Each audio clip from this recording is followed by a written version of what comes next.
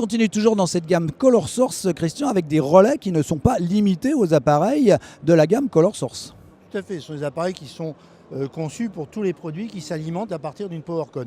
En gros, le principe, c'est une gestion d'énergie avec un émetteur DMX RDM qui va être accordé avec un récepteur, ce récepteur va être équipé d'un relais qui va mettre sous tension par rapport à une entrée PowerCon 220, va mettre sous tension la sortie PowerCon pour alimenter un projecteur qui alimentera un troisième projecteur. Depuis ma console, finalement, j'alimente tous mes ponts.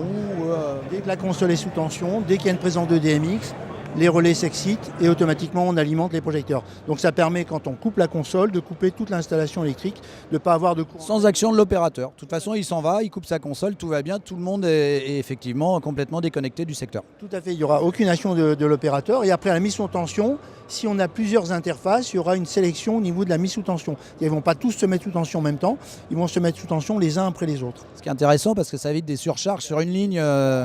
Ça évite les surcharges, ça évite les déclenchements des différentiels à cause des courants de fuite. Là, on n'aura aucun souci. C'est vraiment quelque chose de très simple à mettre en œuvre et ce qui est très intéressant, c'est utilisable avec n'importe quel produit. Ce n'est pas simplement un produit ETC ou un produit Color Source, ça se met sur n'importe quel produit motorisé ou asservi. Et avec toujours le RDM qui passe partout. Avec le RDM qui est un standard, donc si l'appareil génère du RDM, on véhicule le RDM, il n'y a aucun souci par rapport à ça.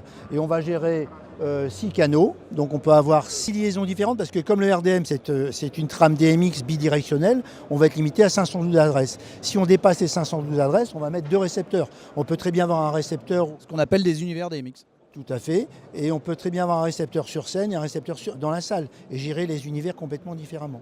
On peut aller jusqu'à 6 univers. 6 univers, d'une façon très transparente.